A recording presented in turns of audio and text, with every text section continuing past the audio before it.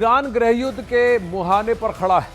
पिछले कई दिनों से ईरान में सुप्रीम लीडर का विरोध हो रहा है, लेकिन अब सुप्रीम लीडर खamenei के समर्थक भी प्रदर्शन कर रहे हैं, यानी दोनों पक्ष आमने सामने हैं और इसलिए गृहयुद्ध की घंटी बज गई है। सुलग रहा है ईरान में गृहयुद्ध जैसा हाल। खamenei के खिलाफ नहीं थम रहा गुस्सा। ईरान सरकार के समर्थन में भी शुरू हुए प्रदर्शन। यह तस्वीर ईरान में खamenei के प्रदर्शन में हुई रैली की है। इस रैली में आए लोगों को देखकर अंदाजा लग गया कि खamenei आर पार के मूड में है,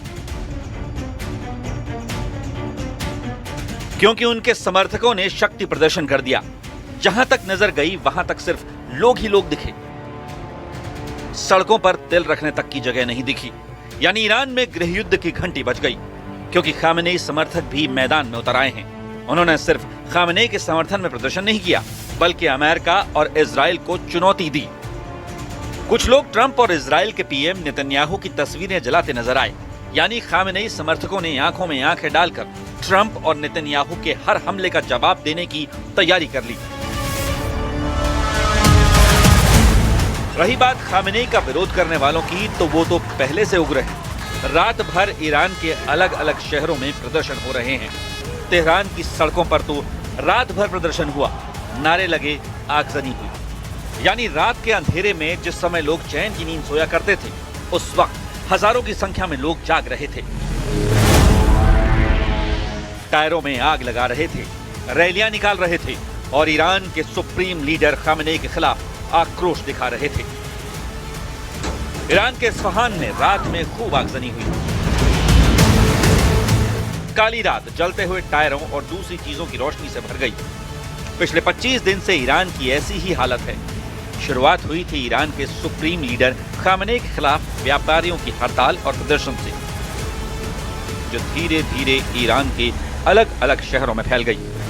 खून खराबा हुआ, गोलियां चली और अब हालत यह है कि ईरान में खamenei के विरोधी और समर्थक दोनों आमने सामने हैं। यानी ईरान में तनाव बढ़ चुका है, मरने वालों का आंकड़ा बढ़ रहा है। ईरान की राजधानी तेहरान में एक हॉस्पिटल के बाहर लोगों की लाशों का ढेर पड़ा हुआ है। इस ढेर में कुछ लोग अपने परिवार वालों की लाशों की तलाश कर रहे हैं। ईरान में जारी हिंसा के बीच 600 से ज्यादा लोगों की मौत की खबर है, जिनमें 490 प्रदर्शनकारी और 48 सुरक्षाकर्मी शामिल हैं। 10,000 से ज्यादा लोगों को हिरासत में लिया जा चुका है।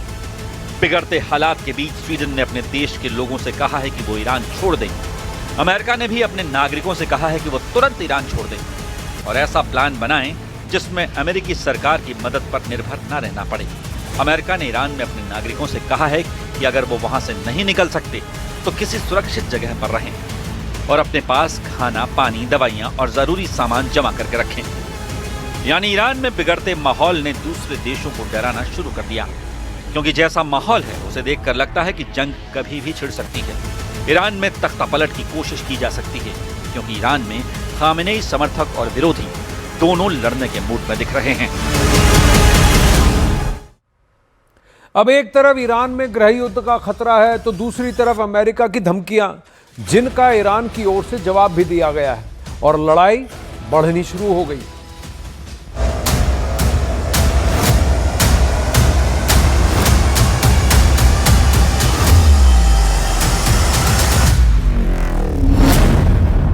ट्रंप ने धमकाया, ईरान को गुस्सा आया।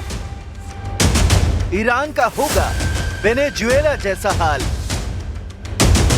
क्या खamenei करेंगे अमेरिका और इजराइल पर वार?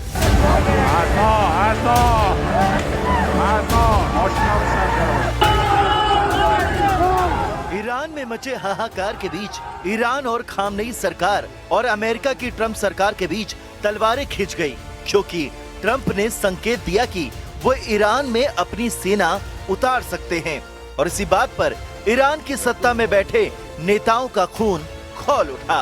ईरान की संसद में तो डेथ टू अमेरिका के नारे तक लग गए थे, लेकिन इसका वीडियो सोशल मीडिया पर खूब वायरल हुआ।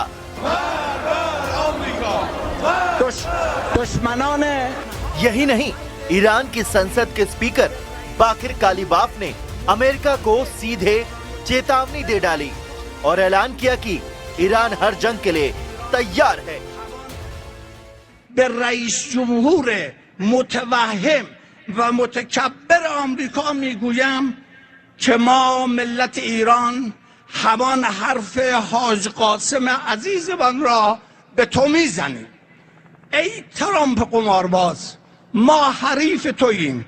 تو سردار مقاومت را شهید کردی که به اصطلاح مقاومت را نابود کنی، اما امروز همان مکتب مقاومت تبدیل به یک جریان جهانی شده و دشمن اسرائیلی را بیچاره کرده. امروز حتی در پایتخت سیاسی آمریکا با شعارهای ضد اسرائیلی در انتخابات به پیروزی میرسند. ما با تأسیس از سردار شهیدمان، سرداری که مایه افتخار ایرانیان. ईरान की सरकार यही नहीं रुकी, बल्कि उसने पश्चिमी राजनयिकों को तलब किया। ईरान के विदेश मंत्री ने यूके, जर्मनी, इटली और फ्रांस के राजदूतों को बुलाया, बिठाया और फिर हिंसक प्रदर्शनकारियों का वीडियो दिखाया। ये वीडियो दिखाने का मकसद साफ था।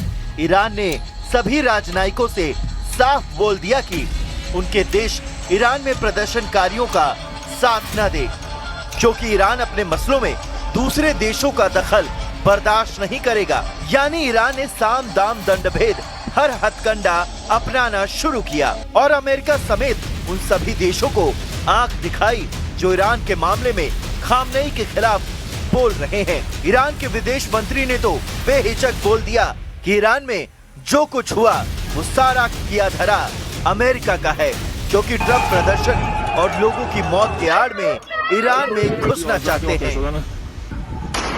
هدف چه بود؟ هدف این بود که تعداد کشته ها در صحنه تظاهرات افزایش پیدا بکنه. چرا؟ چون آقای ترامپ رئیس جمهور آمریکا گفته بود که اگر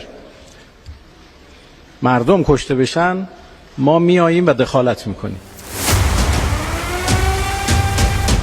साफ है कि ईरान ने अमेरिका को टारगेट किया। वो अलग बात है कि उसने बातचीत का रास्ता भी खुला रखा और कहा अगर ट्रंप सरकार समझदारी का फैसला लेती है तो बातचीत के रास्ते खुले हैं।